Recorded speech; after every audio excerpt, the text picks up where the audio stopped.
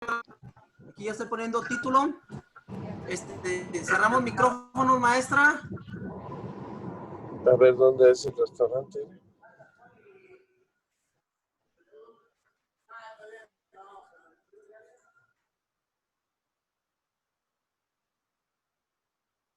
Silenciados todos, prevenidos. Estamos por salir en Facebook.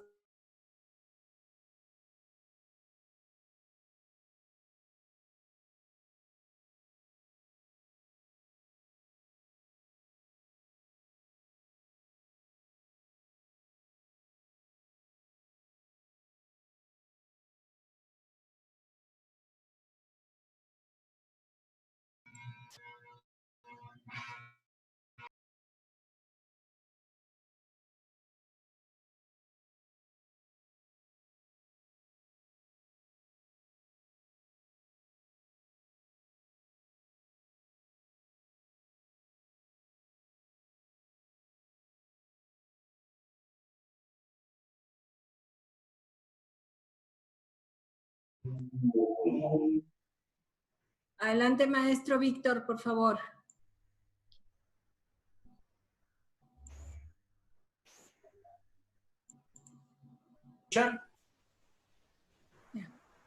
Muy buenas tardes a todos. A nombre de Abogados Mexican American Bar Association Capítulo México, así como del Consejo de la Judicatura del Estado, les damos la más cordial bienvenida a esta importante conferencia con un tema importante que nos tiene de alguna manera a todos los mexicanos, jaliscienses, tapatíos y a todo el mundo entero preocupados por este tema del coronavirus y la terapia inmunocelular, que tendrá bien compartir con nosotros nuestro invitado experto, el doctor Carlos Alvirde Susilla. Quiero agradecer al maestro José Guadalupe González Plasencia, quien es el presidente de nuestro colegio MAVA Capítulo México, así como a la doctora Janet Carrillo Magdaleno, quien es jefa del Departamento de Auxiliares de la Administración de Justicia del Consejo de la Judicatura del Estado, la oportunidad que me brindan para colaborar con la moderación de esta trascendente conferencia, que es de importancia para toda la sociedad y en especial para la Sociedad de Juristas de México. También agradecemos de una manera muy especial a nuestro experto ponente, al doctor Carlos Alvirde Susilla. Muchas gracias, doctor, por su buena voluntad de participar con todos nosotros con estos temas de trascendencia para todo el mundo y sobre todo y con una particularidad de nuestra ciudad de Guadalajara y la comunidad jurídica. Gracias, doctor, por su apoyo. Por otro lado, previo a darle el uso de la voz a nuestro expositor, me quiero permitir referir una breve semblanza curricular de nuestro amigo, el doctor Carlos Alvirde Susilla. El doctor Carlos Alvirde es médico cirujano egresado de la Facultad de Medicina de la Benemérita Universidad de Guadalajara. Ha realizado estudios de posgrado en adherencia terapéutica en el Instituto de Investigación, Desarrollo y Estudios Avanzados de la Universidad Nacional Autónoma de México. Realizó estudios de investigación internacional para la industria farmacéutica Novartis en medicamentos antidiabéticos, siendo el investigador principal a nivel nacional. Es miembro del Comité Científico Internacional de Laboratorios Lilly. Realizó protocolos de investigación en el Instituto de Patología Infecciosa y Experimental en la transmisión de tuberculosis a contactos familiares de pacientes con HIV y SIDA. También ha realizado estudios de investigación con el doctor Jorge González Ramírez.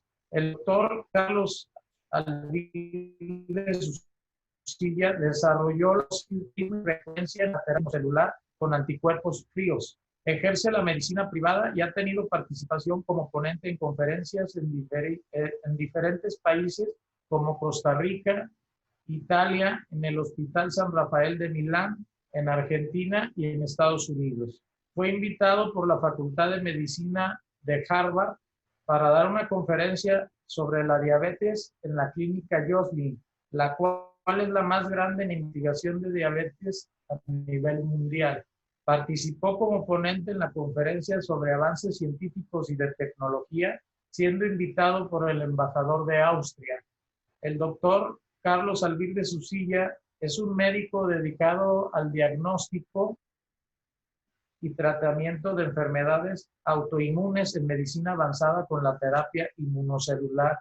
Doctor Carlos Alvirde, para nosotros, como comunidad jurídica del país, es un honor y un privilegio que usted participe con sus brillantes conocimientos y con su talento médico-científico para toda la comunidad de México. Le agradecemos de antemano su participación y su buena disposición de compartir sus conocimientos con todos nosotros.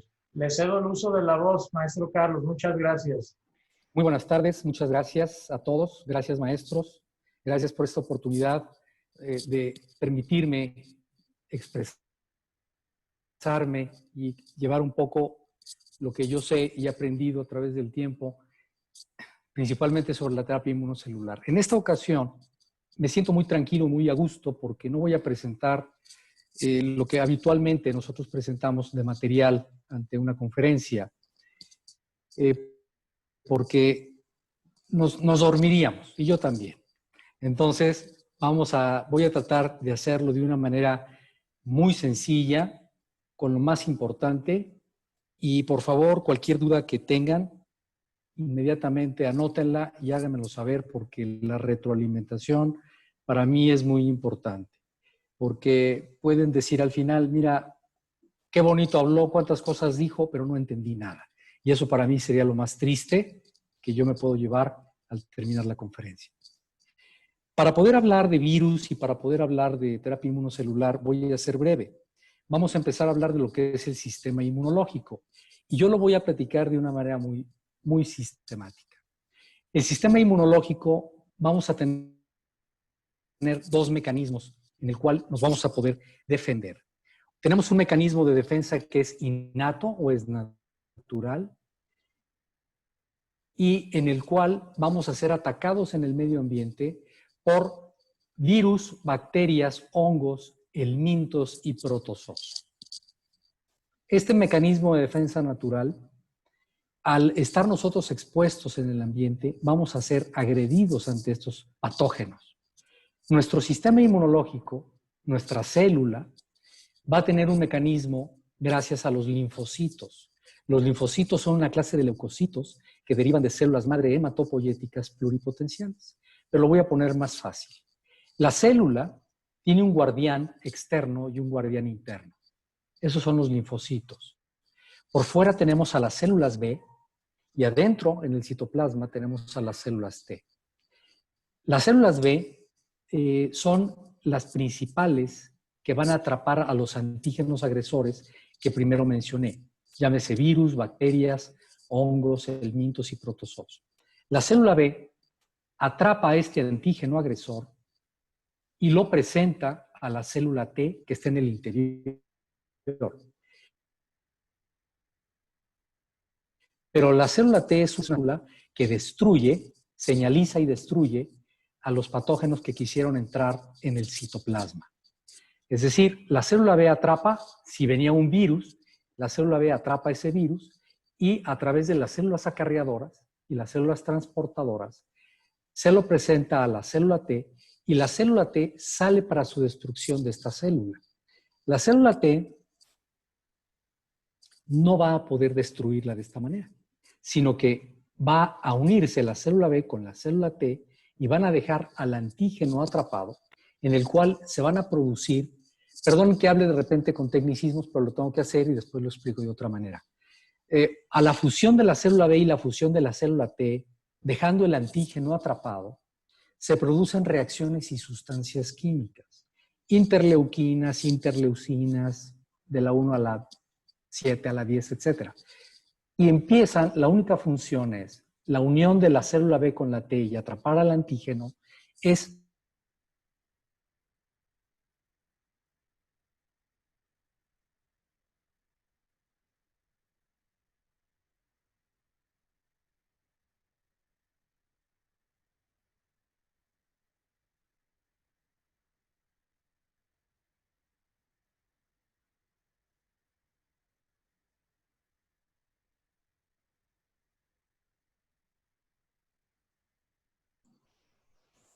Bueno, al parecer creo que se congeló. ¿Es correcto? Bueno, mientras que el doctor vuelve a tratar de reconectarse, quiero dar algunos avisos. Mientras tanto, para decirles que en los próximos eventos que tenemos en MAVA, viene el próximo martes uno con temática de notarios, temática notarial. Y el siguiente fin de semana, que es el viernes, tendremos otro evento con temática de violencia contra las mujeres. Y una de nuestras ponentes es justamente una persona que viene desde México, la doctora Daira Román, y estará moderada por la doctora Jocelyn Beja Rivera, que estuvo invitada con nosotros en la ley de amnistía, seguramente ustedes lo recordarán. Bueno, por otro lado, antes de que otra cosa suceda, hay muchas preguntas acerca de cómo vamos a entregar las constancias. Les pediríamos que nos tengan un poquito de paciencia, se está haciendo un listado con todas las áreas y con todo lo que se vio. Y recuerden que tuvimos evento tanto con MAVA, Consejo de la Judicatura y la Red Internacional de Derechos Humanos. Y bueno, esa parte habrá que ver también a nuestros contactos y nuestros enlaces para solicitar las firmas respectivas, pero a todos invariablemente se les va a enviar para que no tengan pendiente y a lo mejor les falta que les manden un acuerdo de que se recibió, un acuse de recibido, pero como han sido tantos, hemos tenido ese problema, ¿no? Bueno, eso por otro lado. Tenemos contempladas muchísimas pláticas, entre ellas viene una de amparo con el maestro Ponce, que es titular de un juzgado civil, y seguramente a Javier Ponce Barba, muchos de ustedes lo conocerán. Además, tendremos más adelante un foro dirigido al área familiar, en donde tenemos contemplado una gama de posibilidades que podríamos invitar a notarios, al maestro Guillermo Garrio, estamos ahorita en pláticas a ver si nos acepta la plática, algunos enlaces desde la Ciudad de México, y también tenemos a otro programa que creo que va a ser muy completo, muy interesante, estamos diseñando el que se haga un Congreso Internacional de Derechos Humanos. Este Congreso Internacional, vamos a ver la posibilidad de que se enlace también pues con algunas personas del extranjero, y esto es muy, muy importante para nosotros, sería algo así como un super hit, que podamos lograrlo y también generar a lo mejor alguna clase de talleres como el que tuvimos en mediación la semana pasada. ¿Cómo vamos con el doctor? Todavía no se ha podido enlazar, como que su enlace ha estado un poco disperso, y eso que yo me quejaba también de lo mismo. Bueno, mientras tanto les voy a seguir comentando algo más que tenemos como proyecto, el que las personas que tengan interés de agregarse a MAVA México, si ustedes escriben al correo electrónico que en un momento más va a aparecer aquí en el chat, seguramente pueden escribir y a vuelta de correo se les va a mandar una hoja de inscripción en donde posteriormente se somete al consejo esta hoja de inscripción y para saber cuáles son los intereses, y en su momento se podría votar a favor para que todas las personas que quieran ingresar lo hagan de manera, en algún evento que tenemos programado. Bueno, quisiera compartir con ustedes, si no tienen inconveniente, déjenme checar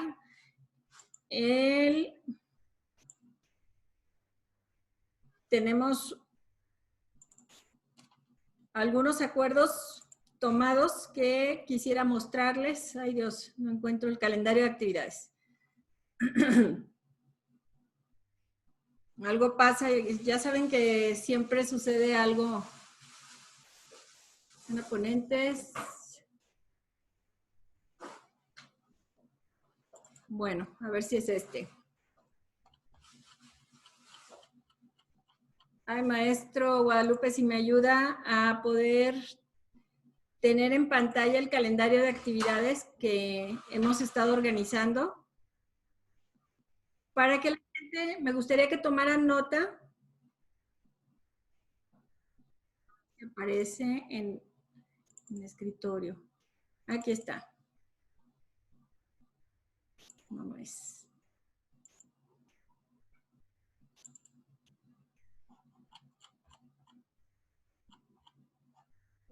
Ahora, Bueno, sí. ¿ahí me escuchan? Sí, doctor. Perfectamente. Bueno, muchas gracias. Una disculpa. Nunca sucede, ¿verdad?, estas cosas con la tecnología. Es muy raro. Bueno, no sé, discúlpenme, no sé en qué momento me quedé, pero fue cuando los antígenos atacan a la célula para penetrar y enfermarnos. Nuestros linfocitos B y T son los responsables de atrapar este antígeno. El B lo atrapa y se lo presenta a través de su célula transportadora al antígeno, a la célula T. La célula T se une con la célula B y le bajan toxicidad de este antígeno, produciendo interleuquinas, interleucinas, y al bajarle toxicidad sale una sustancia soluble bajo el nombre de anticuerpo. Entonces, de esta manera, es primero entender qué es un antígeno, qué es un agresor y qué es un anticuerpo y cómo se produce un anticuerpo. Entonces, este mecanismo de defensa es el primer mecanismo de defensa y es natural. Y el segundo mecanismo de defensa es la creación de las vacunas. Nosotros al nacimiento somos inmunizados. Recibimos la polio, sarampión, rubiola, tuberculosis, etc. Y de esta manera extraen estos virus y les bajan toxicidad para hacerlos atenuados, repitiendo el mismo mecanismo natural. ¿Me explico? Y entonces de esta manera se agarra el antígeno atenuado, se hace en el biológico, se administra y entonces ya se llama vacuna y sufre un mecanismo de adaptación intracelular, formando de esta manera la famosa memoria inmunológica. Esta memoria inmunológica va a ser, en algunos casos, por décadas. Decían que era permanente en otros casos, pero ya vimos en la polio que volvieron algunos casos y no lo fue así. Entonces, de esta manera, tenemos dos mecanismos de defensa, un mecanismo natural y un mecanismo adaptativo. Bien, del 100% de las enfermedades que vamos a presentar por ser seres humanos, conociendo lo que es el sistema inmunológico, vamos a entender que estos 5 atacantes de virus, bacterias, hongos, helmintos y protozoos son 5. Del 100% de las enfermedades que vamos a presentar, es decir, el 95% de las enfermedades, su origen es autoinmune, es decir, autoataque al propio sistema inmunológico. Dentro del núcleo de la célula, resulta que se dispara un anticuerpo por un defecto en la genética. Este anticuerpo se dispara, pero los anticuerpos están hechos de antígenos, ¿no? Es correcto, pero aquí se dispara un anticuerpo erróneo por la genética. Este anticuerpo que sale del núcleo de la célula no tiene memoria, porque es erróneo, no tiene memoria de que la célula es propia. Entonces el anticuerpo, al no tener memoria, gira transformándose ahora en autoantígeno y me empieza a destruir y empieza a matar a su propia madre que lo vio nacer, transformándose este autoantígeno, desdoblando una serie de autoataques a través de este anticuerpo llamado anticuerpo monoclonal. Este anticuerpo monoclonal, es decir, de uno se clonan todos, hace una cascada de la red, como las cascadas y las fuentes que tenemos en nuestras casas. La misma agua que entra y sale es la misma. Bueno, pues el autoataque de autoinmunidad es un anticuerpo que se hace autoantígeno y al golpear a la célula y destruirla, sale otro mecanismo de defensa a quererlo atrapar, pero no puede, porque es él mismo. Y entonces lo vuelve a atacar y lo vuelve a destruir, y de esta manera se forma la cascada de la red o la tercera teoría de la red. Bien. Resulta que el 95% de las enfermedades, su origen es autoinmune. Y estas enfermedades autoinmunes son tratadas a diferente de las 5 que mencioné. Si es un virus, se va a atacar con un antiviral. Si es una bacteria, con un antibiótico. Si es un hongo, con un antifúngico, o un antihelmíntico, o un antiparasitario, según sea el caso. Pero el 95% de las enfermedades de origen autoinmune se destruye, con excepción de una, vamos a quitar otra más, que es la diabetes, que es autoinmune, pero esa se trata con hipoglucemiantes orales e insulina. El 94% entonces son tratados con un solo fármaco, que es el corticoide. El corticoide es una hormona que deriva de la glándula suprarrenal ante situaciones frente al estrés, el dolor, etc. Los glucocorticoides o los corticoides sirven en cualquier ataque de choque para corregir y destruir a la célula. Cuando la cascada de la red está muy alta, por ejemplo, un paciente con artritis reumatoide deja de tomarse los antiinflamatorios esteroideos, nacen muchos anticuerpos, se hacen monoclonales, destruyen, y entonces el proceso ante la inflamación y el dolor aumenta. Entonces ya los fármacos, los medicamentos antiinflamatorios, cada vez son más limitados porque no van a actuar porque la cascada de la red ya está muy avanzada. Entonces tenemos que utilizar corticoides a dosis muy bajas o esteroides, como los quieran mencionar, a dosis muy bajas o dependiendo, para poder destruir esa célula que tiene este ataque. ¿Me explico? Entonces de esa manera el paciente dice, gracias doctor, ya me puedo mover. Y hasta ahí queda limitada la medicina del 94% de las enfermedades que son autoinmunes. Y una que es la diabetes, que la diabetes también es un anticuerpo que se hace autoantígeno, que destruye a la célula, pero a la célula beta pancreática, y empieza a perder la masa molecular, y ahí pierden incretinas, las células beta pancreáticas, y empieza esto a disminuir, pero ya es otro tema. Pero aquí lo importante, el origen es un anticuerpo que se hace autoantígeno. Es ahorita lo que quiero que esto quede grabado en ustedes, por favor, de que el sistema inmunológico es sabio y que nosotros tenemos la capacidad de defendernos ante los agresores por nuestro propio mecanismo de defensa que tenemos. Bien, una vez entendido el sistema inmunológico, cómo funciona, vamos a tocar ligeramente lo que es el tema del coronavirus. Hablar de coronavirus ya existe, siempre ha existido, pero este coronavirus es especial y es diferente. Vamos a hablar de una pequeña semblanza y una pequeña sinopsis. Los coronavirus, vamos a entenderlos como tal, y tienen una particularidad que muchos vienen del ADN, ácido desoxirribonucleico, y otros del RNA, ácido ribonucleico. La diferencia de estos dos es que no tiene el desoxi. Este coronavirus en especial es de RNA. La diferencia del ADN es que tiene la cadena y el enlace genético. El RNA no tiene cadena. Es solo, libre, como un palo encebado. Discúlpenme el lenguaje, pero de otra manera creo que así nos vamos a entender mejor. Entonces, no es de cadena, no es de ADN, es de RNA, lo cual de esta manera lo hace inestable y lo hace mutante.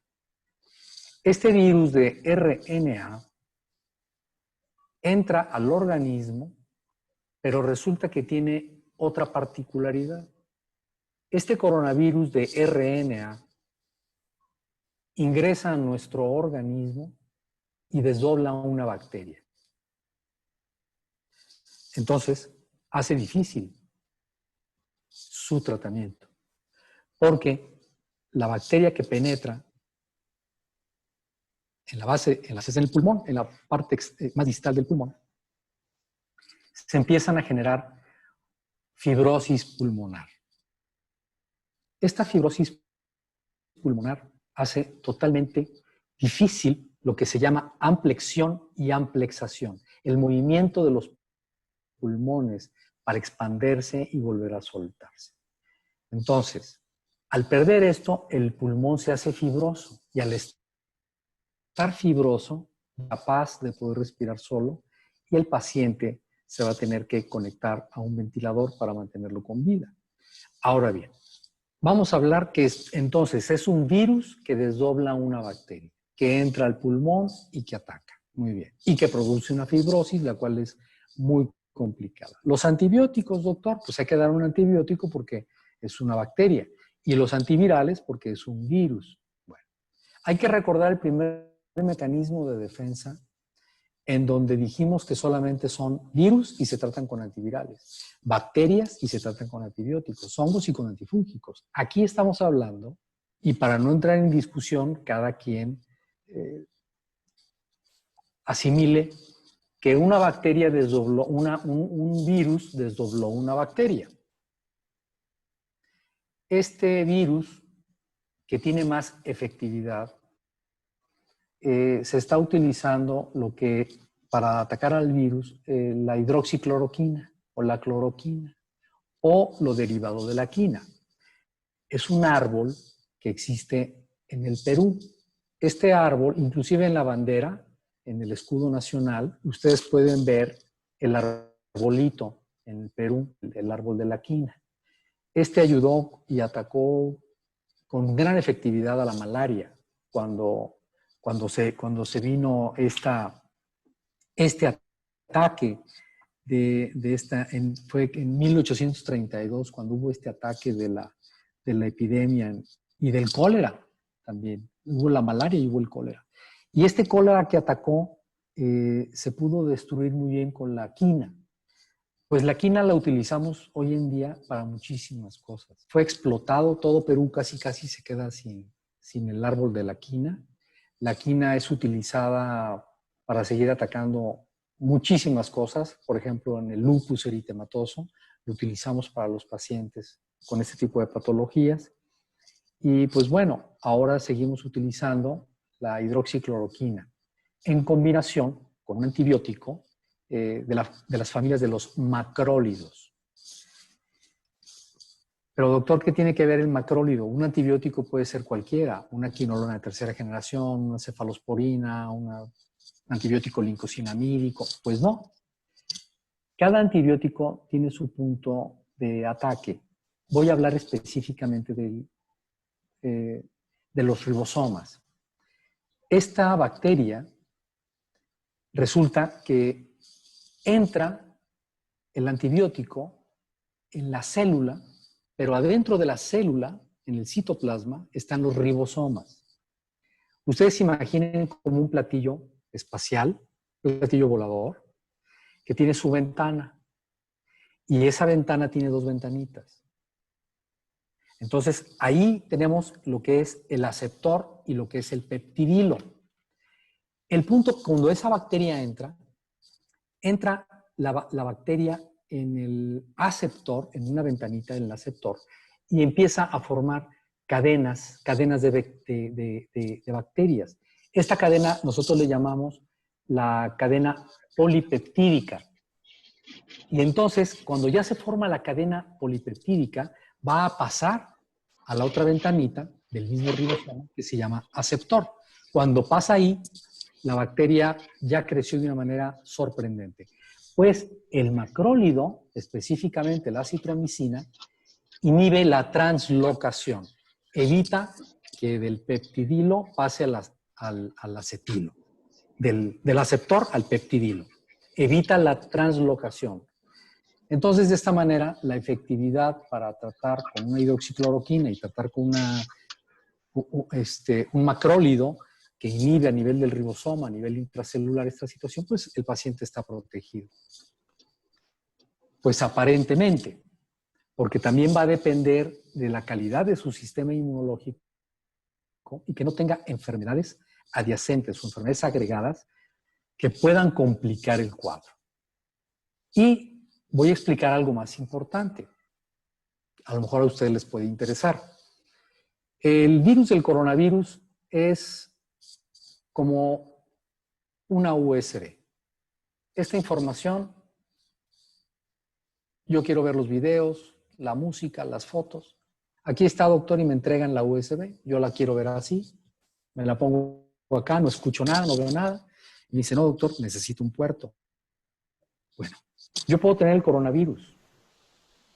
Yo lo puedo tener. Usted, todos los que están aquí lo pueden tener.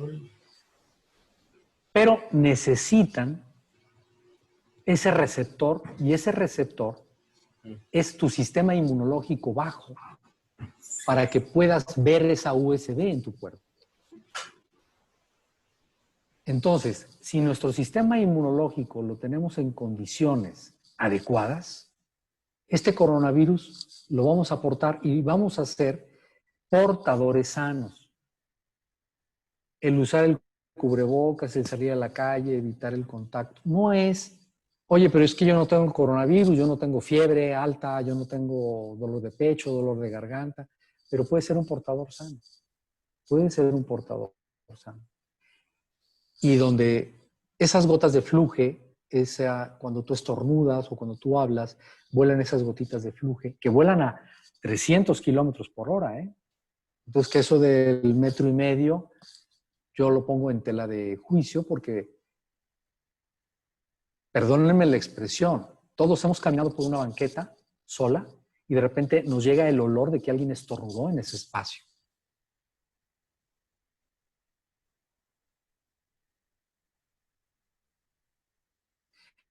Entonces, desgraciadamente, un paciente que lo está analizando, un paciente diabético descompensado, y obviamente se abre su puerto de su sistema inmunológico, que ya platicamos, y el paciente activa su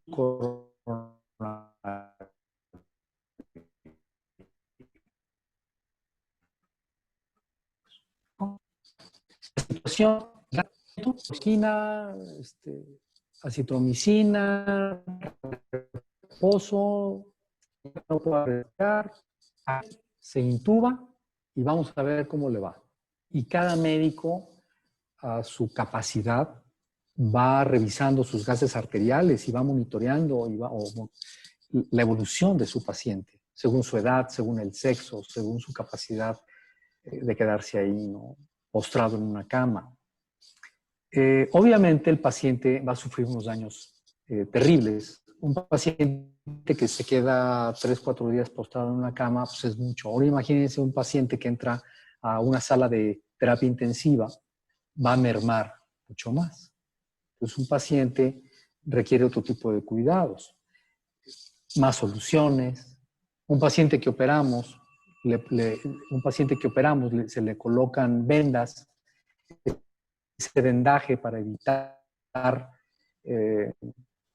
vitis o un problema circulatorio. Ahora imagínense un paciente que lo vamos a tener postrado en una cama en terapia, intubado.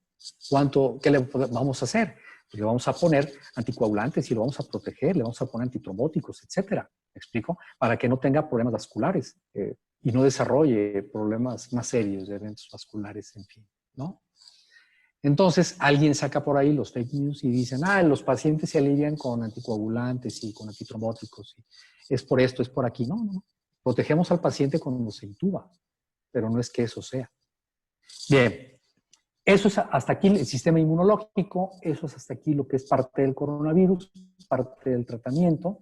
Y ahora, entrando a lo que es el tema de la terapia inmunocelular, voy a comentarles. La terapia inmunocelular significa tratamiento al propio sistema inmunológico. No sé si alguien quiera preguntar ahorita algo antes de entrar al tema de la terapia inmunocelular. Maestro José González, maestro, ¿alguien? Vamos bien ahorita y también el público todavía no ha mostrado, pero va muy bien la explicación, doctor. Sí, por favor, alguna duda, a mí en particular, cualquier momento me pueden interrumpir. Porque luego me suelto hablando y dicen, ya calla este cuate. Por favor. Bien.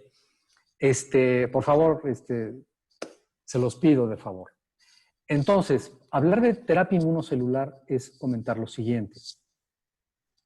Hace muchos años, el maestro Jorge González Ramírez, en el cual colaboré con él 17 años, el maestro duró 20 años en el Instituto Pasteur en París y duró 20 años en el Instituto Max Planck en Tübingen, en Alemania.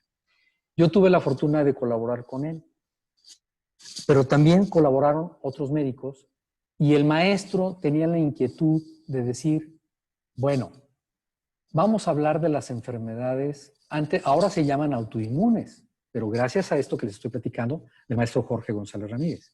Antes las enfermedades se conocían como de etiología desconocida, o sea, el origen desconocido. Cuando yo estudié todavía medicina, hablo en los años 80 hasta los 90, buscaba una enfermedad, artritis reumatoide, etiología desconocida, lupus, etiología desconocida, esclerosis múltiple desconocida. Entonces el maestro Jorge González Ramírez tenía su doctorado en biología molecular, doctorado en fisiología celular, doctorado en ingeniería genética, doctorado en ciencias, y fue el doctor Jorge González Ramírez quien trajo a la UNAM el microscopio electrónico. Y él fue el que inició la especialidad en microscopía electrónica en la UNAM.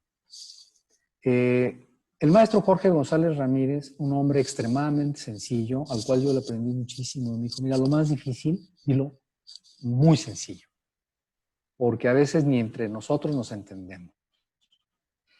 Y créanme que trato de hacerlo y me esfuerzo. Y miren, el maestro Jorge González Ramírez pidió ayuda para hacer sus protocolos de investigación al doctor Jean Doucet, que estaba en París, Francia, y al doctor Niels Jerne, un danés que estaba en Tübingen. Pasan décadas, presentan los trabajos en Estocolmo, en Suecia, para participar en los premios Nobel. Entonces, le hablan al doctor, el maestro Jorge González Ramírez era el titular del proyecto de investigación, y le hablan al doctor Niels Jerne y le dicen, perdón, primero le hablaron a Jean Doucet, y le dicen, explíquenos su trabajo, no el trabajo en general, lo que usted nada más hizo. Y entonces dice, bueno, pues decodifiqué parte del genoma humano, así y así, para no ser más largo. Y le dan el premio Nobel de Medicina en 1980. 4 años después van a llamar al doctor Niels Jerne, al danés, y le explican, dígame su aportación en el trabajo de González Ramírez. Y dijo, bueno, pues he logrado demostrar la producción de anticuerpos monoclonales. Y ustedes, compañeros, ya se la saben. Los anticuerpos monoclonales es este anticuerpo que sale del núcleo, gira, se hace autoantígeno y destruye la célula. Y de ahí se clonan, uno tras otro, uno tras otro, y ya son autoinmunes, son crónico-degenerativas y son incurables. Y le dieron al maestro Niels Jerne, le dieron el premio Nobel de Medicina en 1984 también. El maestro Jorge González Ramírez se siente muy orgulloso de eso. Le dicen, ahora maestro, explíquenos su trabajo. Y entonces el doctor Jorge González Ramírez dijo, bueno, pues basado en los 2 premios Nobel, de Jean Doucet y de Niels Jerne, he logrado, hablar de la terapia inmunocelular, a formular una sustancia de cultivo y logré a través de la sangre aislar al autoantígeno que ataca, porque ya no es desconocido, ya vi que es un autoantígeno. Entonces yo tomo la muestra de sangre, aíslo el autoantígeno y lo cultivo. Y de esta manera le bajo toxicidad, haciendo el mecanismo de adaptación natural, bajarle toxicidad al antígeno, no sé si lo recuerden, y de esta manera obtengo los anticuerpos. Bueno, pues no le dieron el premio Nobel porque, vamos a ser honestos, ¿verdad? No se lo iban a dar a un mexicano en medicina, se lo pueden dar de literatura o de lo que, pero de medicina es muy complicado. Y menos estoy hablando de esos años. Entonces, cuando el 95% de las 94% se tratan con un solo fármaco, que es el corticoide, no me vengas tú a decir que vas a tratar el 95% de las enfermedades con anticuerpos. Entonces, esto queda así. Yo estoy en contacto con el maestro Jorge González Ramírez y empiezo yo a colaborar, siendo para mí un gran honor como el pionero en México, para encontrar ahora la dosis, el ritmo y la frecuencia de la autovacuna, porque antes era la autovacuna. Entonces, cuando encuentro, cada 5 años yo entregaba protocolos de investigación y a los 17 años de colaborar con el maestro, que falleció en el 2008, antes de eso, 5 años atrás, me dijo, bueno, ¿cómo le vas a llamar a tu tratamiento? Y le dije, no, maestro, pues es como mi tratamiento. No, dijo, tú estás así encontrando la dosis. Yo hice la autovacuna, pero tú vas a poner el tratamiento. Tú vas a decir a cómo, a quién y en dónde. Logramos unificar la dosis, la frecuencia y el ritmo, y la nombramos la terapia inmunocelular, con anticuerpos fríos. En aquellos años, hablar de células y de tratamientos celulares era como, pues no sé, un cuento de hadas para adultos. Era hablar de algo totalmente desconocido. Era la cuarta dimensión. Era un portal totalmente ido con 5 hoyos negros. Entonces, se hace más difícil el poder trabajar y seguir adelante porque pues no existen seguimientos y demás, pero eso ya es otro tema. Lo importante es que se logran protocolizar las enfermedades más comunes, autoinmunes, que nos aquejan como los seres humanos, como es la diabetes, la artritis reumatoide, con sus 40 subtipos, lupus, esclerosis múltiple, distrofia muscular, miastenia gravis, que es una enfermedad desmielinizante terrible, y pues bueno. Entonces, la terapia inmunocelular, lo que hacemos es, tomamos la muestra de sangre, como lo dijo el maestro, la inoculamos en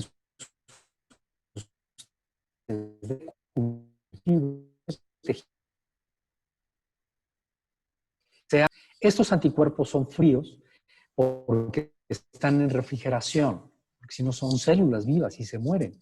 Entonces las extraemos, células propias tuyas. No hay efectos colaterales porque se trata de tu propia sangre. Al momento de reinyectarlas en la grasa abdominal, hay unos receptores de la molécula. El objetivo es hacer un mecanismo de adaptación intracelular en el citoplasma para generar memoria inmunológica de tu propia enfermedad. No estamos para abolir la salida del anticuerpo que se hizo autoantígeno, que es el origen de la enfermedad, pero sí logramos generar un mecanismo de adaptación intracelular para que el anticuerpo tenga memoria de que esta célula es propia y el autoantígeno empiece a disminuir su agresividad. Y es un fortalecedor de linfocitos B y T, y bajamos dosis y medicamentos con el tiempo de los pacientes. Y eso, compañeros, es calidad de vida. Eso es una calidad de vida. Los pacientes trasplantados requieren maduradores de linfocitos T durante cierto tiempo para evitar el rechazo. Estos maduradores de linfocitos T los tenemos con la terapia inmunocelular y son propios. Entonces, es una situación que representa una esperanza en la calidad del tratamiento. Voy a hacer una pausa y los quiero, por favor, escuchar para poder continuar. Quiero que alguien maestro José González, maestro Víctor Hugo, los escucho.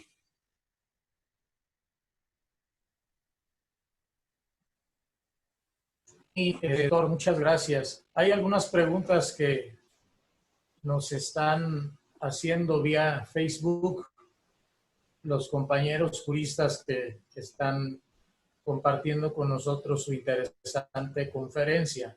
Una de las preguntas que mencionan consiste en que la Organización Mundial de la Salud declaró que la enfermedad es endémica, que tendremos que hacer cotidianamente para fortalecer nuestro sistema y regresar a la nueva normalidad, doctor. No lo sé, pero yo creo que lo que siempre hemos hecho, lavarnos las manos siempre, antes de comer, platicar con las personas y evitar que las gotas de flujo nos salpiquen, a veces hasta nos limpiamos los labios, ¿verdad? Es terrible. Tener un poquito, esto viene a generar una nueva cultura. Este virus ya llegó para quedarse. Obviamente, las personas regresan a sus actividades físicas cotidianas. No hay que tener un pánico extremo, porque hay que recordar que también nosotros necesitamos una inmunidad. Si nosotros nos permanecemos totalmente enclaustrados, totalmente encerrados, ¿qué va a pasar el día de mañana que salgamos? Entonces, no estoy diciendo que abusemos y que el abrazo y que el beso. No, hay que tener cierta mesura. Hay que recordar también que le llamaron la fiebre española en 1918 y tuvieron algo parecido, la fiebre amarilla o la fiebre española, como le llamaban, y todo el mundo andaba con cubrebocas en esos años, iba a las plazas de toros, iba a donde fueran, a los grandes eventos, porque en España esos eventos masivos eran ahí. Entonces, hay que tener precauciones. Esto volver a la normalidad va a ser con sus reservas, porque pueden comentar, oiga, doctor, fíjese que cuando vino el H1N1, mi abuelo no le dio y salió adelante. Y luego vino el coronavirus y van a decir, salió adelante. Y 6 meses después le dio una gripe y se murió. Pudo haber sido el coronavirus. Pudo haber sido que su sistema inmunológico bajó y de esa manera logró enfermar. ¿Me explico? Muy bien, doctor. Hay otra pregunta que nos hace otro compañero que refiere, ¿por qué no cambiar el cuadro de medicamentos que no da resultado y hay tanta muerte? Gracias. ¿Por qué no auxiliarse con antivirales? No digo que con eso se curen, pero ayudaría a los efectos tan graves del virus. Bueno, se prescriben antivirales y se prescriben antibióticos. Pero ¿se refiere la pregunta de manera preventiva, paliativa? Pues lo refiere así. ¿Por qué no cambiar? ¿Por qué no se cambia el cuadro de medicamentos que considera que no ha dado resultados y que ha generado que cause muchas muertes en el mundo, ¿verdad?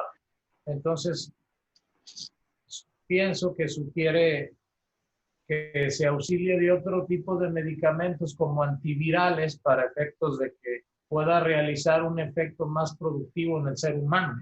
Creo que por ahí. Sí, pero sí se dan los antivirales. Cada médico usa los medicamentos en su capacidad y experiencia para sacar los pacientes adelante, es el que él cree conveniente. En otros países está el cuadro básico limitado, en otros países.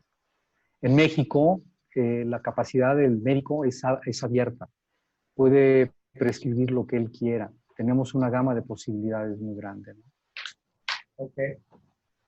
Pero obviamente los antivirales, el antibiótico macrólido, por la razón que les comenté, específica, de que el aceptor no pase al peptidilo y así evitar la transportación de esto. Es por eso, porque es efectividad. Y del virus, porque es un virus el que está atacando. Por eso sí se dan los antivirales. Y lo demás, pues bueno. Muy bien, doctor. Muchas gracias. Hay otra pregunta que dice, ¿solo una precisión del virus viaja a 300 kilómetros por hora en los estornudos? Y cuando hablamos, ¿y cuánto pesa este virus para quedar suspendido en el aire de la atmósfera? Y entonces no sirve el cubrebocas del número 95. El punto está que, por ejemplo, voy a poner un ejemplo sencillo. Las gotas de fluje son nanométricas, impresionantemente. De aquí a que caiga al suelo va a tardar muchísimo. Si nosotros vamos caminando por la calle y nos llega un olor a pollos asados, nos llega el olor al carbón o a los taquitos de asada que están haciendo, ¿a qué distancia podemos percibir el humo? Y el humo, nuestro olfato, el humo se ve, es denso, es pesado. Y sin embargo nos llega y se impregna en la ropa. Un estornudo, con decirles que está en toda la atmósfera. El virus está en toda la atmósfera. Entonces, no es un humo de una carne asada. No es extremadamente ultra ligero. ¿Cuánto pesa este coronavirus? No lo sé, yo mentiría. Pero obviamente, no, créame, al estar platicando, el cubrebocas sí sirve, porque si el estornudo viaja a esta velocidad, el hecho de que usemos el cubrebocas es porque acabo de comentar que nosotros y ustedes podemos tener el coronavirus, y donde saludemos o hablemos con una persona que esté con su sistema inmunológico bajo, ese es el puerto que él está necesitando para activar su coronavirus. Muy bien, doctor. Hay otra pregunta. ¿Por qué no se han realizado autopsias para determinar exactamente cómo actúa el virus? Se habla de trombosis. Así plantean la pregunta. Todos, claro que se hacen, por supuesto que se hacen las autopsias, pero a lo que me refiero es los pacientes que ya quedaron postrados en una cama. Les comentaba hace rato que iban a presentar problemas circulatorios. Si a usted le quitan la vesícula, le hacen una colecistectomía y va a durar 4 días, le van a vendar sus piernas para evitar daño circulatorio, evitar coágulos, evitar trombosis. Si nosotros tenemos un paciente ya infectado con coronavirus que está grave, obviamente, si no se manejaron los antitrombóticos o los anticoagulantes, el paciente va a producir eso. Es más, no solamente cualquier paciente con coronavirus, cualquier ser humano que tenga fallas cardíacas o una arritmia X, no tenga una buena circulación, va a producir eventos vasculares cerebrales y va a producir trombosis. Y no necesariamente tiene coronavirus. Muy bien, doctor. Hay otra pregunta. ¿Se puede? Dice, creo en mi humilde opinión y con desconocimiento en la materia, por no ser un experto en virus, pero creo que si tienen tanto ser humano fallecido, es un campo enorme de investigación para realizar cambios a diario y se deja ver muy poca investigación de campo, pues que si se cambiaran cuadros medicamentosos, habría mínimo una esperanza de algo que mitigara los efectos y por supuesto evitar tantas muertes. Bueno, existen actualmente más de 100 grupos, muchos internacionales, que están buscando afanosamente el mejor tipo de tratamiento en este momento. Más de 100 grupos buscando la mejor opción, créame. Muy bien. Hay otra pregunta, doctor. ¿Qué nos puede decir del interferón leucocite N3 alfa-N3? Sí, obviamente los interferones los utilizamos. Pero vuelvo a lo mismo, no hay una efectividad que nosotros como médicos vamos a decir, mira, ponle el interferón específico y vas a tener resultados. No lo hay. Métele la acitromicina, bueno, ese sí porque está ayudando, pero hasta cierto punto. Métele un antiviral, bueno, pero ¿cuál de todos los que hay? Pues el que tú elijas. Medio ayuda, pero consiste en tu propio sistema inmunológico de salir adelante. Los fármacos ahí están y están todavía en investigación. Nosotros estamos haciendo lo propio y quisiera pedirle al maestro, al licenciado José González, mandamos lo que en nuestra parte estamos haciendo con el último caso recibido de COVID-19 un paciente que atendimos en Tijuana, que le detectamos el COVID-19 el día 11 de mayo. No sé si podemos subir la imagen en lo que platicamos. Con mucho gusto. ¿El video, doctor? El examen, la prueba del examen donde sale positivo del 11 de mayo. Aquí vamos a presentar a un paciente de 45 años de edad. Vamos a presentar siempre el último caso, porque este es un paciente de nombre Jairo Sebastián Fernández Torres y se hizo su examen, la toma el día 11 de mayo del 2020. Su examen a través del PCR salió positivo. A los 8 días le pido un informe porque él está en Tijuana, porque es importante avalar el caso de cómo se encuentra. No sé si tengamos el video para poderlo poner ahí, por favor.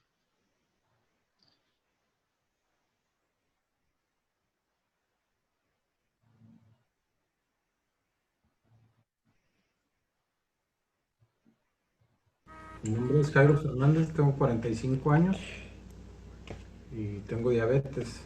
Llevo la terapia inmunocelular con el doctor Carlos Alvirde Susilla.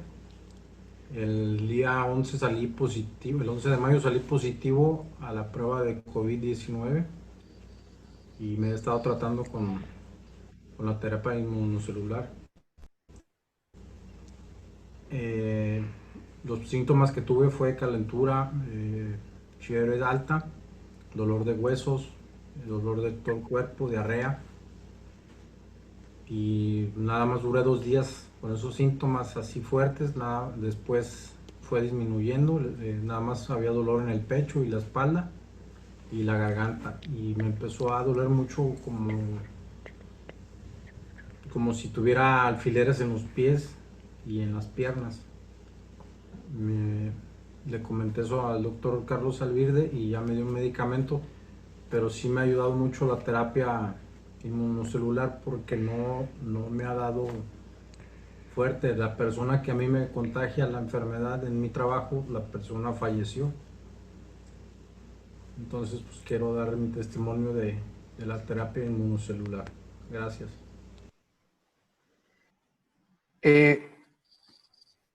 Obviamente hay que atacar inmediatamente, o sea, no hay que dejar pasar. A los 15 días del 11 de mayo le realizamos otra prueba, que fue el día 30. No sé si la tengamos por ahí, licenciado José. Es decir, a los 15 días.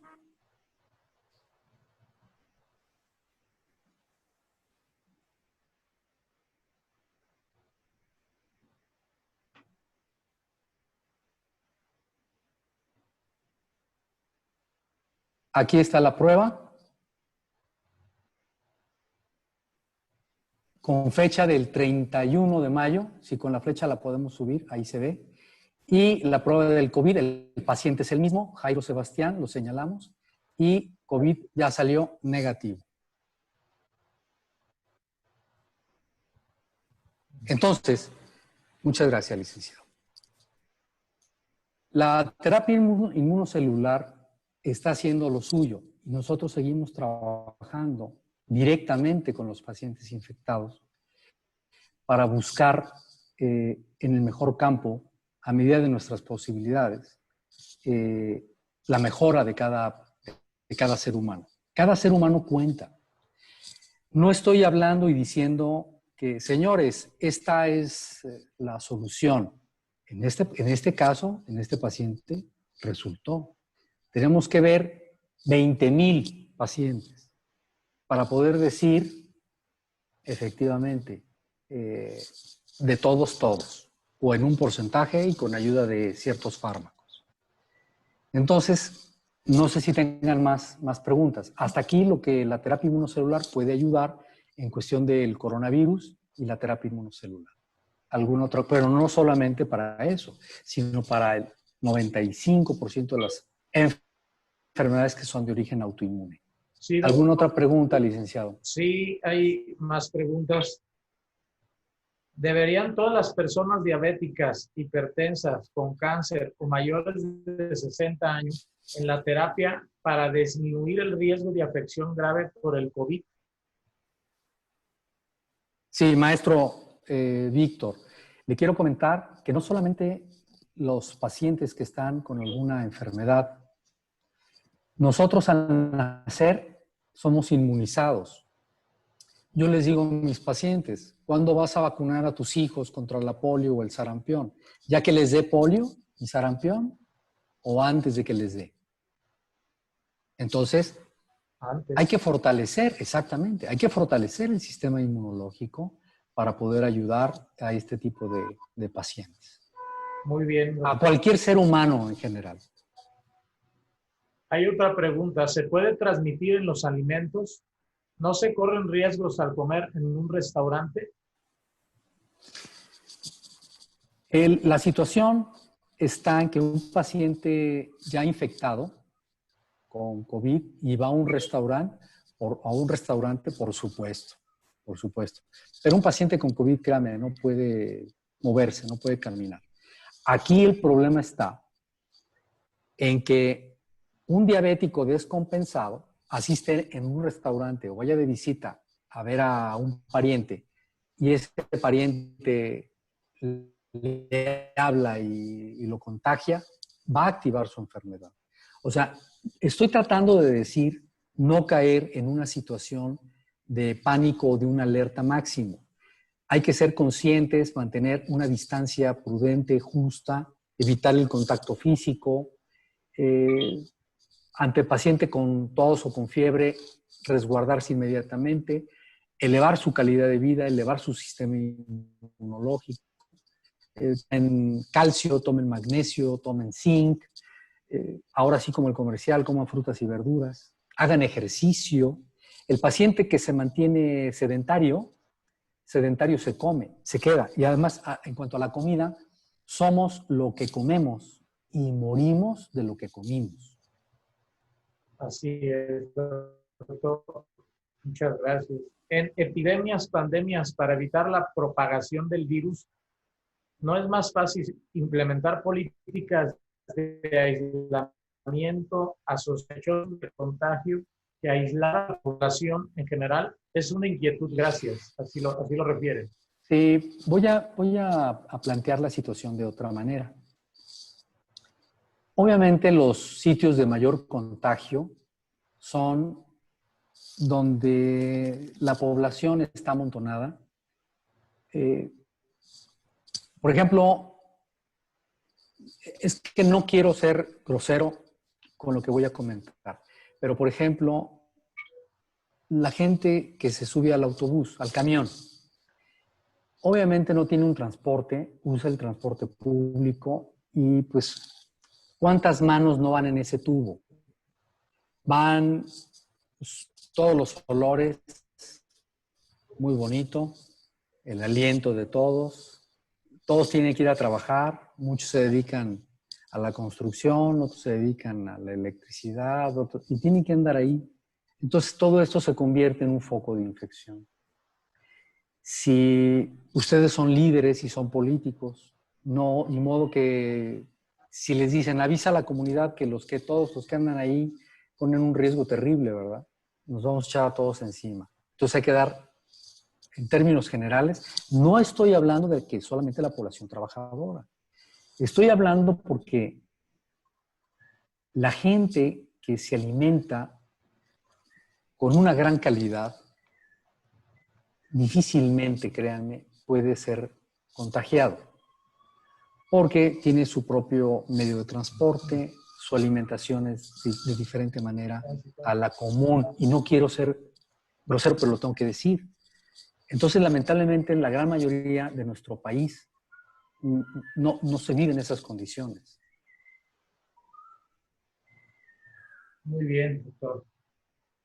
Hay otro comentario. Mi esposo actualmente se recupera de un ataque viral que puso en peligro su vida. Fue atendido por 7 médicos y estuvo en urgencias de 2 hospitales en 2 ocasiones. Y aún así no fue diagnosticado a tiempo. pues al parecer hubo concurrencia de 2 procesos infecciosos y por eso no inició tratamiento de manera temprana.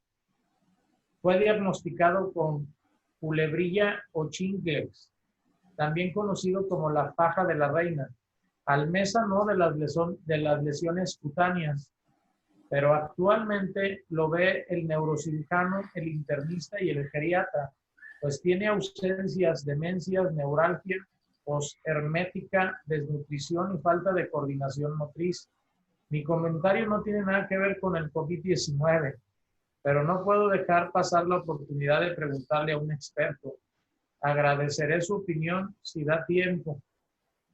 Bueno, pues aquí, Bueno, si la pregunta es si utilizaría la terapia inmunocelular, sí, pues, así es. por supuesto, cualquier persona podríamos usarla y ahí yo vería su caso en particular y obviamente sí hay que usarla, pero hay que ver la dosis y la frecuencia en el caso personal. Muy bien, doctor. Otra pregunta, ¿este virus muta o evoluciona? Es un virus mutante.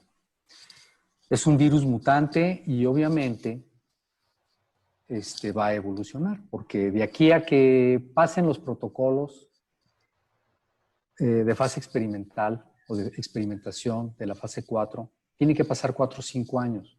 Y cuando salga la vacuna, el virus ya mutó. Ok. O sea, es una situación complicada. Gracias, doctor.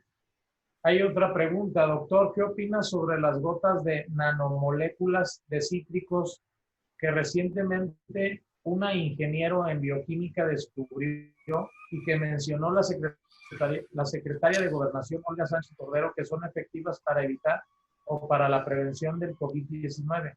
¿Qué opinión tiene usted al respecto? Bueno, es muy delicado, pero en este caso no tiene nada de... la persona que sacó esos productos, obviamente, fue perseguido desde el 2009 y multado, porque obviamente hay nula efectividad, pero son medicamentos oportunos, no son medicamentos, son situaciones oportunistas. Se refieren al hipoclorito de sodio y cosas así, tantas cosas que han sacado que de verdad no vale la pena ni entretenernos en eso, pero la verdad no lo usen. Ok. Gracias. Por favor, ¿podría comentar sobre el padecimiento en los niños que guarda semejanza con el síndrome de Kawasaki? ¿Que les hable de qué, perdón? Que guarda semejanza con el síndrome de Kawasaki. Pero síndrome de Kawasaki con semejanza ¿a cuál? ¿A quién? Al COVID pienso que lo quieren hacer el silogismo en ese sentido. No, para mí no tiene no tiene nada que ver. Ok. Gracias, doctor. ¿Cuántas universidades están estudiando para sacar la vacuna? ¿Qué va a pasar después de vacunar?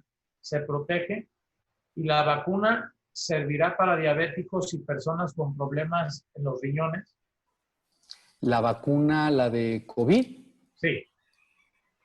No, pues... Que si servirá para diabéticos o con problemas para pacientes, supongo, con insuficiencia renal bueno, crónica. Mire, primero hay que tener la vacuna y luego hay que ver de qué está hecha, de qué está conformada y luego hay que ver para qué funciona. Yo les voy a explicar algo muy importante para que los que no saben, podérselos comentar. Cuando se trabaja en un laboratorio, en una industria farmacéutica, literalmente como un investigador, se imaginan una bodega muy grande, literal, y unos cubículos en donde cada investigador está sentado en un cubículo y se les pone una fórmula y dicen, vamos a aislar esta molécula. Y entonces todo el mundo empieza a trabajar en las computadoras tratando de aislar esa molécula. Y así pueden pasar 1 año, 2 años, pueden pasar 5 años, 10 años. Y un día hacen ciertas combinaciones y logran aislar esa molécula y se prende un foco ahí como de los bomberos. Se paran todas las máquinas, se asiste a ver quién fue el que aisló esa molécula, y entonces ya de ahí se empiezan a hacer los análisis. Y entonces ya otros de mercadotecnia ya están trabajando sobre la caja, otros ya están trabajando sobre los blisters, otros ya están trabajando sobre otras cosas, y la molécula apenas la aislaron. Y luego, ya que está aislada, se ven y la empiezan a trabajar en campo real con los pacientes. Y para lo que menos efectos colaterales tenga, para eso funciona. Muy bien, doctor, muchas gracias. Solicitan, doctor, que si puede compartir sus datos para consulta en lo futuro con usted del área privada. Sí, con todo gusto. ¿Ahorita? Como usted guste, doctor. Yo pienso que sí. Es el 3632-1879. Ahí pueden sacar citas con un servidor. 3632-1879. Doctor, hay más preguntas. ¿Podemos continuar? Sí, claro, por supuesto. Gracias. ¿Diabético con un riñón puede tomar un tratamiento inmunocelular? Pero se está tardando. Okay. Por supuesto que sí. Muy bien. Ante esta situación, ¿no sería mejor apostarle a tratamientos preventivos para aumentar la capacidad de defensa del sistema inmunológico? Acaba de decir la clave fundamental de la medicina. La medicina tiene que ser preventiva más que curativa. Y todo lo que eleve la capacidad del sistema inmunológico, bienvenido, siempre y cuando sea comprobado y demostrado. Es decir, evidencia o resultados, efectividad, o sea, medicina basada en evidencia. No en yo me siento mejor, no. Hay que demostrarlo. Muy bien, doctor. ¿Qué tan accesible es la terapia inmunocelular? Sí, el 50% del tratamiento lo pone el paciente con su sangre. De esa manera no es costoso el tratamiento. Es muy complicado hablar abiertamente un costo porque no se sabe cómo se va a requerir, qué muestras se debe tomar. Es muy complicado, pero no es costoso comparado con el riesgo-beneficio. Muy bien. ¿Qué hay respecto que aún hay muchos errores en el diagnóstico de las pruebas de detección de COVID-19? No, bueno, tenemos dos tipos de prueba, que es la PCR y la de inmunoglobulinas. O sea, si obviamente el paciente puede gastar a través de un PCR sus 5 o 6 mil pesos en la prueba, pues que se lo haga, ¿verdad? Es la única y es la más efectiva, como el examen que mostré ahorita. No hay fallas ahí, porque es a través de una PCR, no hay fallas. Muy bien, doctor. Preguntan, ¿una persona ya le dio la enfermedad y que anda en la calle, ya no lo transmite? Pues se sabe poco porque obviamente no tenemos la experiencia en campo. Estamos aún en pañales. Bueno, yo ya di un pequeñito paso, pequeñito, pero hay que ver a la mayoría de la población. Normalmente, si ya te dio coronavirus, tienes una parte de inmunidad. Pero hay un factor de riesgo sobre tu propia persona. Lejos de que te contagies, el paciente que ya le dio COVID no queda, lo que hemos visto ahorita, no queda al 100%. Pasa más tiempo para que pueda recuperarse del todo. Entonces, si ya le dio COVID y ya anda en la calle, se debe de sentir súper excelentemente bien. De lo contrario, él puede adquirir otra cepa, otro antígeno agresor. Okay. Gracias, doctor. ¿Los pacientes sanos deben tomar la terapia preventiva? Los pacientes sanos es lo ideal. yo estoy sano, yo no voy a esperar a que alguien me contagie. Yo me voy a poner la terapia celular de mí mismo para elevar mi sistema inmunológico, que son los linfocitos B y T que mencioné al principio. Claro. Muy bien. ¿Qué opinión tiene del plasma de pacientes que tuvieron COVID-19 como profilaxis para personas que no tienen el virus? Bueno, aquí la situación, el plasma, sacan la sangre y lo centrifugan. Al momento de hacer este tipo de movimiento de centrifugación, se separa el plasma, que es el líquido más transparente. De ahí están tomando ese plasma del paciente que le dio coronavirus y se recuperó, y ese plasma se lo ponen al vecino, al niño de la vuelta, al de enfrente. En lo personal yo no me lo pondría porque no es mi plasma. ¿Me explico? O sea, no sé, y como estamos en pañales, los efectos colaterales que podemos adquirir después no se saben. Se utilizó mucho en España. En México, al parecer, prohibieron que ya no se hiciera tratamientos con plasma, pero estaba ayudándoles en algo a salir adelante, el plasma. Muy bien. Pero los efectos, quién sabe, ¿verdad? Gracias, doctor. Hay otra pregunta. ¿La terapia también es preventiva?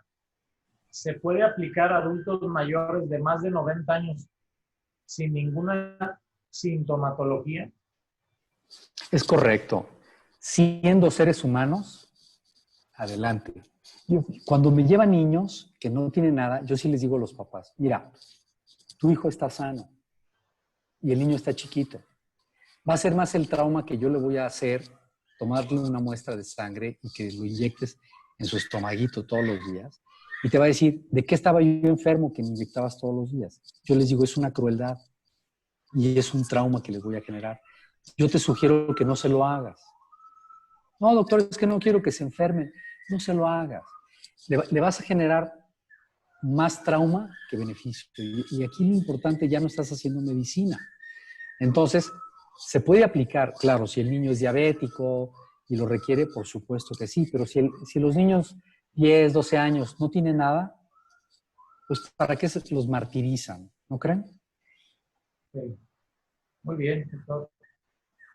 La terapia inmunocelular es una alternativa médica para combatir el coronavirus, y al aplicar esta terapia tiene efectos secundarios en el organismo del paciente. ¿Qué efectos posteriores a los pacientes que sobreviven al coronavirus? Bueno, he manejado varios pacientes con coronavirus. A todos les ha ido bien. Les presenté el último caso, porque siempre que uno presenta algo hay que hablar del último caso, del caso más reciente. Obviamente no hay un efecto colateral porque se trata de su propia sangre. El paciente ya infectado trae sus propios litros de sangre circulantes en él. Al tomar una pequeña muestra y hacer cultivos de sus propios antígenos y reinyectarlos, estamos actuando nada más en fortalecer el sistema inmune. No estamos actuando en dañar un órgano ni nada. No tiene efectos colaterales. En todos estos años que lo hemos aplicado la terapia inmunocelular en pacientes con diabetes, con artritis, con lupus, con esclerosis múltiple, etcétera, les va extraordinariamente bien. Y hay muchos casos registrados que los pueden encontrar a través de YouTube, en Internet, en unos reportajes que me hizo favor de los noticieros Televisa. Los pacientes que les iba bien con el paso del tiempo llamaban al canal y decían, oiga, deberían de dar a conocer esto, solitos y con el paso del tiempo. Entonces un día a mi consultorio aparecen los noticieros Televisa, pues que entonces se presentan.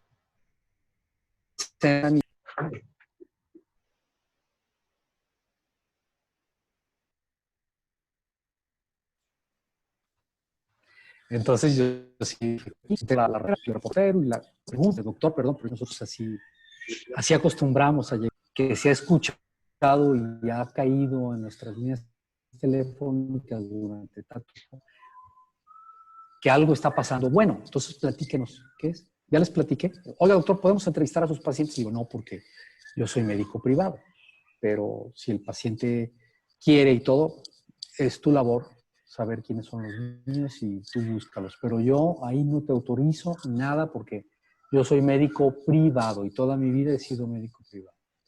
Pasaron los meses y un día en la mañana en mi consultorio, oiga, doctor, salieron los noticieros. Yo dije, Dios mío, ¿qué están hablando? ¿Qué hice o qué pasó? Y empezaron a sacar una serie de reportajes, no publicidad, debo de aclarar, sino reportajes. Y los pueden encontrar como, los titularon Prodigio Mexicano en Cámara Testigo. Y ahí aparecen, porque han de saber que como todo, surgieron muchas personas que decían que aplicaban la terapia inmunocelular, pero yo nunca los conocí. Hubo otros que trabajaron con el maestro Jorge González Ramírez y que hacen lo mismo. O sea, una serie de situaciones que yo tuve que meter, series de procedimientos penales para defender eso y quitar esas gentes. Pero pues siguen ahí. Yo no entiendo. Ganamos, pero pues siguen allá, disfrazados. Pero ese es otro tema. Pero se da a conocer, mucho pueden encontrar más casos de otro tipo de enfermedades que están documentados con la evidencia clínica, científica, avalados. Muy bien, doctor. Una persona con problemas de líquido en el cerebro, ¿también serviría la terapia? ¿Inmunocelular? No. Mire, No. Quiero pensar que están hablando de un hidrocele. Pueden ser varias cosas. Puede ser un niño con hidrocelio, puede ser un adulto que tiene una válvula de Pudens. Tiene que ser más específico, pero esas enfermedades hay que especificar y poner el nombre, porque no es autoinmune. Ok. Refieren que paciente con cáncer de tiroides e insuficiencia renal por el mismo tratamiento del cáncer es candidato a esta Únicamente terapia. hay que tomar la muestra de sangre antes de la quimio o de la radio, porque acuérdense que yo al tomar la muestra tengo que cultivar los antígenos carcinoembrionarios. Entonces, si se hace la quimio y luego va conmigo al día siguiente, pues no voy a poder cultivar nada, ¿verdad? Ok. Los niveles, pues, se refieren, ¿no? Pueden variar en este caso, ¿no? Uh-huh. Sí, pero les ayuda. Tanto tiroiditis de Hashimoto, hiper o hipotiroidismo, y la mayoría de los cánceres son de origen autoinmune. ¿Y esto puede ser igual en pacientes con insuficiencia renal? Es igual, puede ser igual en pacientes con insuficiencia Después de renal. una hemodiálisis. Sí. Aquí, por ejemplo, o antes de la hemodiálisis, aquí hemos tenido casos reportados de pacientes incipientes con insuficiencia renal crónica. Primero hay que valorar si fue una insuficiencia renal por la diabetes, una insuficiencia renal por hipertensión, o hay que ver cuál fue el problema. Y una vez determinado el problema, para saber el esquema que se va a seguir, debemos de buscar qué niveles de urea, qué niveles de creatinina cuenta ese paciente, saber si está tomando gluconato de calcio, si está tomando alfa-cetoanálogos, ver qué está haciendo para poder pensar en su caso en particular. No es así vox populi, no es así algo general, hay que centralizarse. Con todo gusto les Todo un podemos ayudar. diagnóstico. Es correcto. Yo en lo personal, doctor, aprovechando esta pregunta, yo fui paciente de insuficiencia renal crónica degenerativa por un trance de 5 años, viví esa enfermedad. Yo me hemodialicé 3 años y el 16 de marzo del año 2016 tuve la oportunidad, gracias a Dios, de una nueva oportunidad de vida al poder ser trasplantado renal. Al día de hoy yo tengo 4 años, 3 meses aproximadamente trasplantado, sin ningún problema de Rechazo. ni nada de eso, gracias a Dios. Obviamente tomando mis medicamentos tacrolimus, ácido y prednisona, y bueno, los que son debidamente recetados por el médico nefrólogo que tiene a bien verme. Hasta el día de hoy, desde el día que yo me trasplanté, no he tenido ninguna situación fuera de lugar. Mis estudios han sido correctos dentro de los parámetros del tacrolimus y de creatininas, todo normal, esa es la verdad. A mí, ese tratamiento sería idóneo. Aproveche la pregunta anterior para, de alguna manera, expresarlo en este momento, discúlpeme. No, al contrario. Usted me está haciendo una historia clínica. Yo aquí, en su caso, le digo, si usted está bien ahorita, fue trasplantado y está excelentemente bien, no se estimule nada, no estimule el sistema inmune. Déjelo tal y como está, porque ha respondido favorablemente. Muy bien. ¿Qué buscamos con la terapia inmunocelular? Llegar al éxito de que el paciente se encuentre estable. Si usted ya lo logró con terapia inmunocelular o a pesar de la terapia inmunocelular o sin la terapia inmunocelular, está usted muy bien, así quédese. Yo me recomendaron un tema de cítricos, guayaba, naranja, todo eso. Creo que eso es correcto. Siempre y cuando los anticuerpos fríos no tienen estos colaterales, en su caso no lo haría, yo no me estimularía porque puede ocurrir a la inversa también. Porque el objetivo principal de la terapia inmunocelular es mantener los niveles estables. Y si yo ya estoy estable y me voy a meter algo para estar más estable, no lo voy a conseguir. Muchas gracias, doctor. No, al contrario. Hay otra pregunta. ¿Qué porcentaje de certeza se tiene que una persona que haya desarrollado inmunidad y que no se convierta en un portador asintomático, pero que pueda contagiar a otras personas? Casos idénticos a esa persona para poder decir esto pasa con esto, esto pasa con esto. Lo que hoy es como una verdad, mañana puede ser una mentira. Hay que poder demostrarlo y para eso, para poder hablar así, necesitamos un cierto número de casos con este tipo de especificaciones para poder hacer los estudios. No se puede saber ahorita, estamos en pañales. Muy bien. Gracias, doctor. ¿Considera que es conveniente usar el cubrebocas o afecta más usarlo por respirar más dióxido de carbono? No, hay que usarlo, definitivamente hay que usarlo. Muy bien. Simplemente por cualquier tipo de bacterias, pero ahorita está latente. Ahorita más que nunca el foco es importante. Entonces evitemos contagiar y ser infectados, ser contagiados nosotros mismos. Evítenlo. Muy bien. No vamos a andar enmascarados todo el día como el santo, ¿verdad? Que ese sí no se quitaba la máscara ni para comer. Hay que quitársela para comer. O sea, no pasa nada. Pero hay que evitar los contagios. Sí. ¿En qué consiste el estudio inmunocelular? Bueno, creo que ya de alguna manera lo ha venido refiriendo, pero esa es otra pregunta.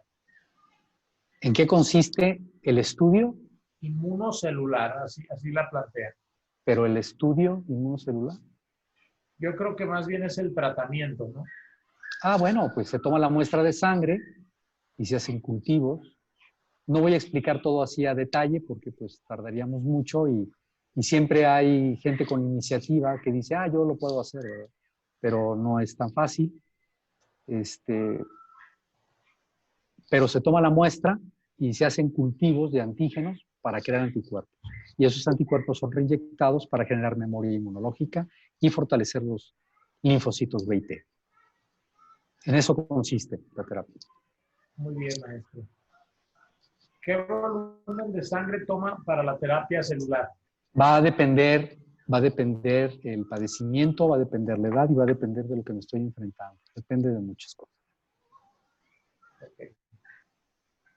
¿Qué panorama nos espera desde su experiencia cuando la mayoría de la población sigue sin creer en la existencia de esta pandemia o de este virus llamado coronavirus o COVID-19? ¿Qué nos espera?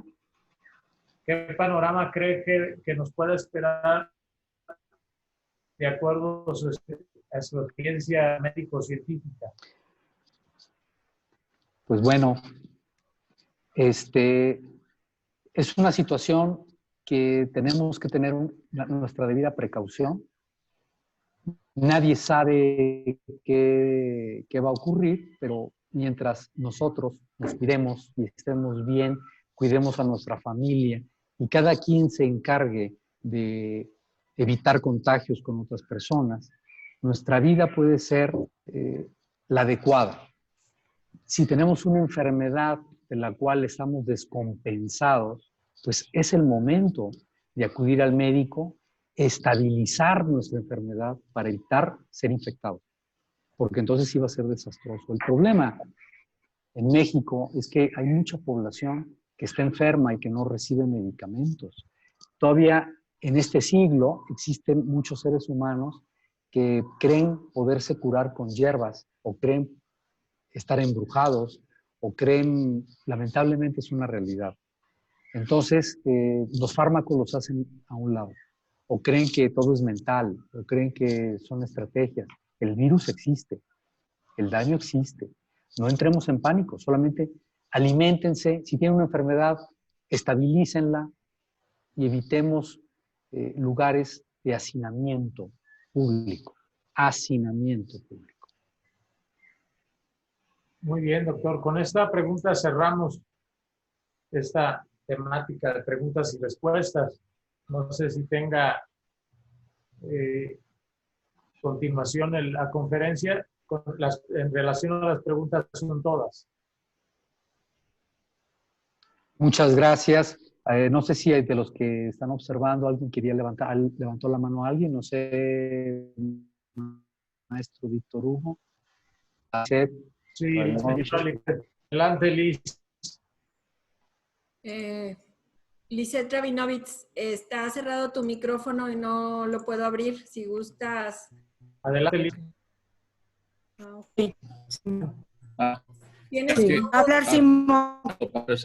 Lo quiero felicitar conferencia. Saludos a Janet Wong y muchos saludos al maestro Víctor Hugo. Muy amigo mío, muy capaz la persona. Yo además quería saber si realmente, aún encontrando la vacuna, que es lo que me preocupa, se va a acabar el mal, se va a acabar el coronavirus. No creo. Creo que más bien va a tardar más aún con la vacuna. La vacuna a lo mejor puede ser preventiva, si es que no estoy equivocado. Lo demás es para posterior. Sí, es correcto, señor Rabinovich, es correcto. Eso va a suceder y bueno, adelantar vísperas en algo que no sabemos qué está pasando es blasfemar, pero en base a la experiencia, por lo que se ve, en base a la experiencia con la influenza, y etcétera. Entonces, pues esto vino para quedarse y ya después cuando salga la vacuna del coronavirus, pues bueno, el que se la pueda poner, que se la ponga. Pero mientras, esto es lo que hay y muchas gracias por su comentario. Señora Lisette, le escucho. También, lo que pasa es de esto, es que estoy un poco impresionado de que tanto tiempo, con tantos cerebros mundialmente, con todos los de la ley, universidades de Estados Unidos, de Francia, de Inglaterra, de México, de todas partes que hay cerebros que están trabajando en esto, no han podido encontrar el meollo de la vacuna.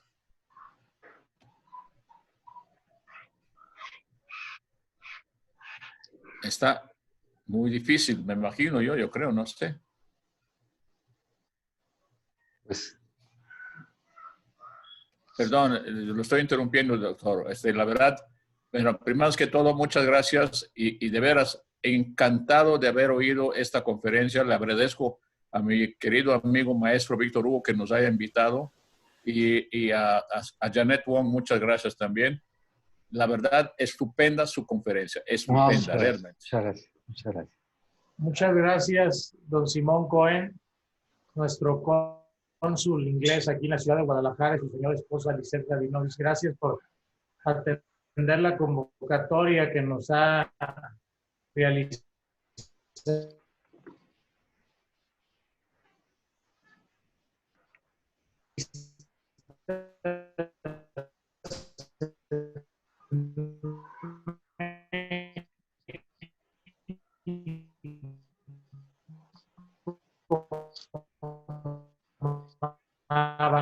Que preside nuestro amigo usted, doctor Alvirde, de una de las inquietudes que han tenido estas y sociedad en general, que han tenido a bien mostrar este interés especial en esta trascendente conferencia que usted nos ha dado luz a todos los que estamos aquí de manera cibernética, conociendo un poco más de estos temas que nos tienen como sociedad muy preocupados, ¿verdad? Porque no es fácil una pandemia de esta naturaleza, que ya es una preocupación mundial, que nos ha tenido preocupados de alguna manera, pues esto nos da más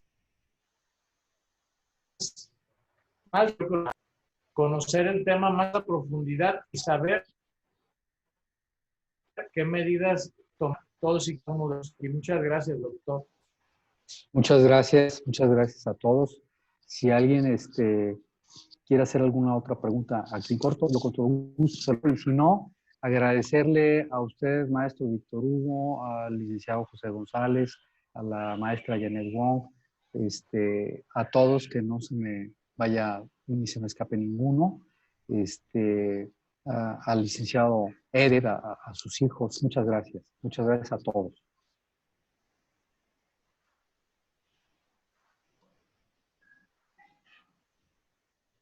No nos queda más que agradecerle nuevamente a nombre de MAVA Capítulo México y del Consejo de la Judicatura. Bueno, perdón, maestro Víctor, creo que su audio se escucha muy cortado. Una disculpa. Creo que el audio del maestro Víctor empezó a fallar, pero queremos cerrar esta invitación con una invitación. El próximo junio 9 es a las 5 de la tarde, como de costumbre, con la conferencia La práctica notarial ante la falsificación de instrumentos notariales y la suplantación de identidad, que en estos momentos seguramente será un tema candente y de mucha polémica para todos. Así que los esperamos. Estará a cargo del maestro José Luis Leal Campos como ponente, y moderando el doctor Miguel Edet Maldonado. Maestro Víctor y doctor Carlos Alvirde, les agradecemos muchísimo la intervención del día de hoy, y saben que MAVA y el Consejo de la Judicatura siempre los estará recibiendo con las puertas abiertas. Muchas gracias. Que tengan muy buena tarde. Hasta luego.